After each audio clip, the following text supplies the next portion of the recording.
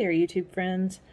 Glad to see you back. I haven't posted in a couple of weeks. Things have been kind of hectic and busy around here. I think one of the shorts I did was about moving downstairs, so now I'm all moved. That happened over the weekend. It only took us about 2.5 hours to get everything moved downstairs. So, I mean, that's what happens when you don't have a lot to move.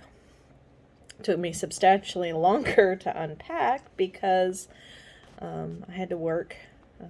In fact, we moved on a day that I had to work, and so we got everything all moved downstairs and the apartment cleaned up, and then I went to work.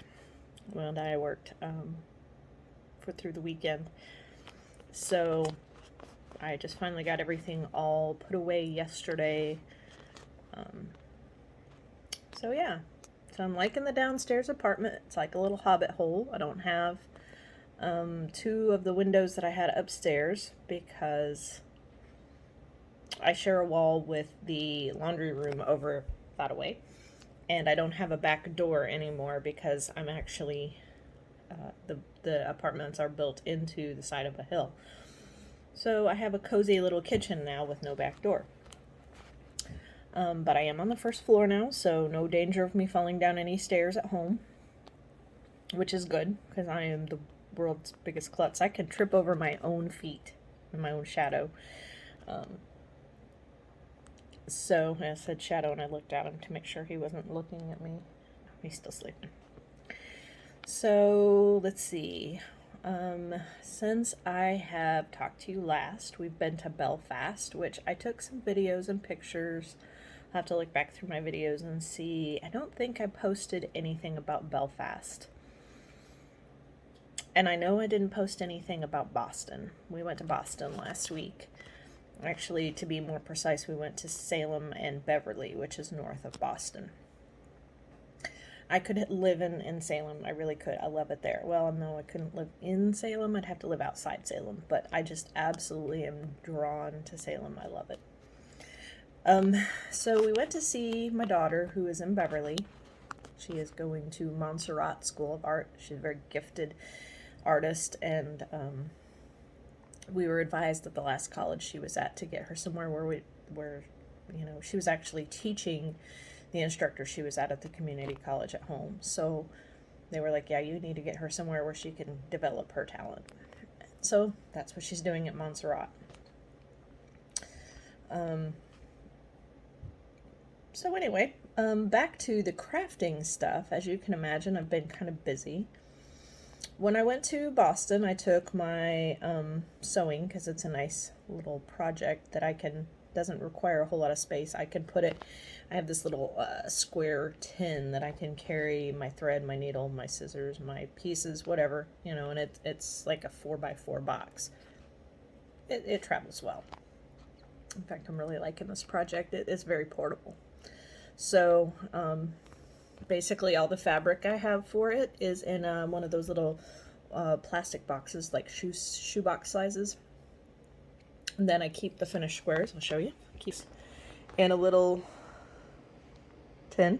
And this is not my travel stuff. My travel stuff is actually in the tin. But yeah, that's how many I've gotten done. It is a slow process. If you know me, you know I like small and tedious and things that take time. So I've still been working on Shadow Sweater.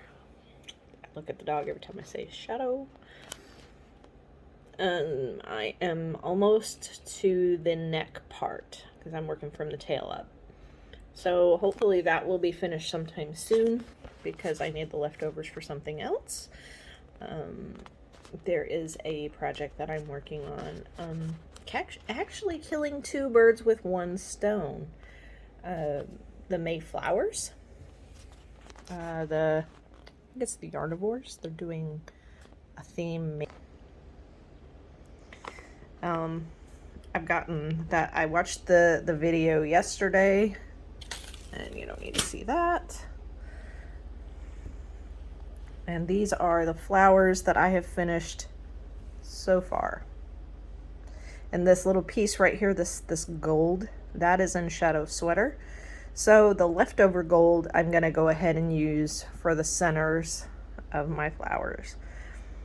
You know, I said I wasn't going to start any new projects. I'm such a liar. Started a new project, but this is fun. I like this. But when I said I'm killing two birds with one stone, Arne and Carlos are doing knit and crochet along, which I really would have rather done the knit along because I like to knit better than I like to crochet, but I'm just not feeling it. And I had originally bought this yarn to do that knit along. So, die-hard Arne and Carlos fans, and so I have to do something. So the yarn I am using is the mandala cakes, and the ones you see already done are the colorway Troll. So I went to Walmart, picked up some more yarn today. Bad me. But I love the yarn here. They didn't have so much yarn in Missouri. I mean, you just had a basic selection, and with COVID, it kind of wiped it all out. So I was like, I gotta have some more yarn. I gotta have some more colors, but I still want to keep that scrappy feel to it. So I have, the first one is Hades colorway in that same mandala, the mandala cakes. That's Hades, and that's what Troll looks like. That's the ones that I've already made, but I picked up another one just because I like it. And this last one is called Liger, I believe. Liger. Does not look like a lion or tiger, but we'll go with it.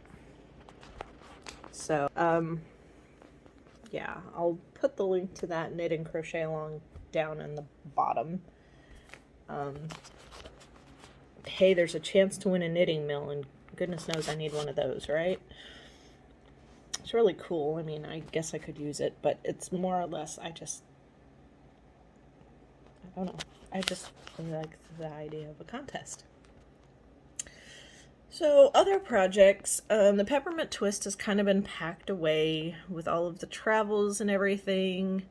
I need to get it back out and get it done because I have somebody waiting on it. But I'm somewhere around 40-ish blocks. So I need to do that. And I just kind of really tucked the spinning away just for now because I just don't want to spin. I finished what I was working on, and it's just not the same not having my own hand-dyed stuff. So that may just go on a back burner till I go home to get my own wool. I don't know. So while I was in Salem, I didn't really find, I found some really awesome tea shops. I found, my favorite is Jolie, I'm not sure how you say it. And you can actually go in and have a cup of tea, and you can buy tea there. So we had a cup of tea and a scone while we were there. Picked up some, my husband got a bag of tea, Barbados fruit, and I got strawberry white, which is a white tea with actual chunks of strawberry, dehydrated strawberries in it. And then around the corner we found another tea shop that we hadn't previously been to, and it was, can't even remember the name of it. It was kind of something weird. It had DL as the initials. I remember the logo there. But I got some purple tropical purple tea, and it's mostly fruit. There's no actual, that I could see, tea leaves in it. It's all dehydrated fruit. So I guess you can make tea out of anything. And then, well, I think that's about it as far as the interesting stuff. So as far as work goes, I'm kind of settling in, getting used to things, starting to remember people's names and faces. This last weekend, I actually did fairly well. I had 3 days in a row, and I ended up calling out the third day just because I had some COVID-ish type symptoms. I'm not sick in the least, but I'd lost my sense of smell and taste, and I was running a little bit of a fever. I'm not really coughing a whole lot any more than normal. And I was lightheaded. That's what started it all. I was super lightheaded when I got out of bed. I slid off the edge of the bed and I was like, what's going on? And so then later on when I got up, then I had noticed, no smell, no taste. But it's weird. It's kind of like having a cold, but my nose is not stopped up and I don't feel bad. But anyway, COVID tested negative. So I get to go back to work tomorrow night. No problems there. And on a new and exciting note, I always scroll through the contracts just to see what's out there, because I'm a wandering soul, even though I kind of want to stay here a little bit. So I just out of curiosity looked at Bangor to see what was up. And there was a listing for one that started in July. And I'm like, okay, well, my current one ends in July. And I mean, it would like roll right one into the next. I'm like, hey, that would be perfect. So I contacted my recruiter and she said, yeah, it's still at Eastern Maine. Oops. Sorry, didn't mean to expose where I work. But there's only 2 hospitals in Bangor. Anyway, so it's still at the same hospital. Well, like I said, I'm not going to trash my hospitals. So I guess it doesn't matter, where I work. Anyway, so the new contract was actually a preceptor position. And so for those of you who don't know me, I have a master's in education and a master's in nursing education because I really like to teach. Shadow. Somebody doing laundry. We live right next to the laundry room. Hey, no bark. Hey, psst, no bark. Oh, don't give me lip. Anyway, so I have a master's in education, like public school education. Dude, stop barking. I was a special ed teacher for about 5 years. And I also have a master's in education for nurses. I mean, nursing education. Because that's what I ultimately want to do someday, is I want to teach people to be nurses. Or CNAs, either way. I could go either way. But I would prefer to teach nurses. And so, this new position is a preceptor. It's okay, so it's different than just a normal preceptor. So they're trying this program because there is such a high turnover rate for new graduate nurses. It's like they don't get what they need and they leave. And that's a tragedy to our profession. Well, I mean, I was one of those nurses a long time ago. When I graduated, it was like awful. My first job was awful. And I never wanted to work in another hospital again. So, I mean, I stuck with it. I worked in a nursing home, worked hospice, home health, just whatever. And I totally avoided hospitals for my entire nursing career until I got my master's in nursing. And my mentor at the university, Western Governors University, that's where I went to school, she's like, hey, you don't have any hospital experience. How are you ever going to teach? It's like, great, you have all this other experience, but the majority of the nursing experience you need is at the hospital. So, kicking and dragging my feet, I started work at a hospital. Sweet little critical access hospital at home. It reminded me of a nursing home. It really did, because they had boarders that had stay for a long time. And this is post-COVID. Well, not post-COVID. It was during COVID. And so they were having a hard time placing people. So they were having a lot of long-term folks that, it was like working in a nursing home. So that's how I got acquainted with hospital nursing. And it kind of helped ease into things. And so after I did that a year, I jumped into travel nursing because I had to have my 1 year experience. And the travel nursing, for a lot of people, is about the money. For me, it's about the experience, because someday when I actually get to teach, I can say, hey, I have worked at all of these different hospitals and I've seen the way that different hospitals do things, so I have experience in all of these different places. I forgot where I was going. Anyway, got off on a tangent. So, needless to say, I want to teach someday. I want to teach nurses. And this preceptorship is designed to help new grads feel more comfortable and to stay in the nursing profession, because goodness knows there are not enough of us right now. And it's only going to get worse because nobody really wants to be a nurse anymore. It's hard work. It's super hard work. It's mentally and physically hard. But it's very rewarding as well. And so that's kind of my mission, is to raise nurses in a kind and loving manner so that they develop that kind and loving touch that they're, I don't know, sometimes nurses forget themselves and they get so caught up in the moment they forget they're dealing with people. And I just want to impart to these people, to the new nurses coming in, that it's okay to be human. It's okay to be anxious and scared. It's okay to feel things. And because for so long, I bottled up all those feelings and I would avoid situations that made me feel that way. I was like, okay, I'll do nursing homes because nursing homes, I'm comfortable there. And I don't have to feel afraid and I don't have to feel scared. And this is my pond and I'm the big fish in the pond. And, but that's not who I'm meant to be. So, enough about that.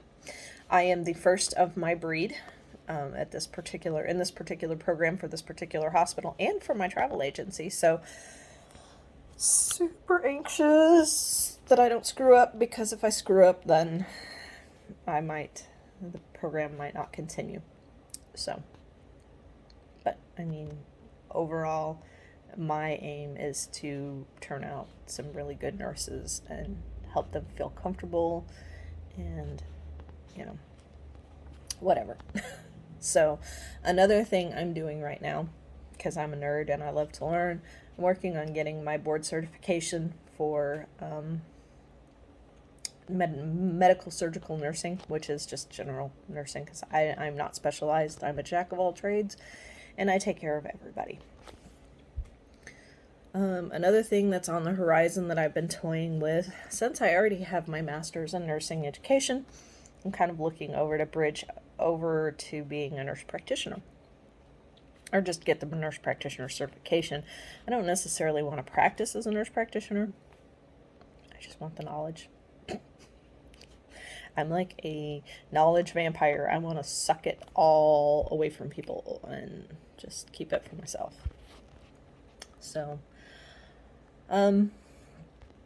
I thank you for sitting here and listening to me ramble for almost 20 minutes. It's been great talking to you guys again. I am still working on getting some of those travel stuff together, because it's between my phone and my new GoPro. I'm trying to figure out my GoPro, how to get videos downloaded and such. I feel comfortable with my phone. I love it. It's easy to make YouTube videos with my phone. And that was some of the issue with getting some videos out there, was the transition from one camera to the other. So hopefully today, before my husband gets home from work, I will be making some more videos and getting them uploaded as I get them done. So you may see 3 videos from me today, or 4, who knows. But at least this one. So thanks for watching. I love y'all. Please take care of yourselves, and I'll see you again next time.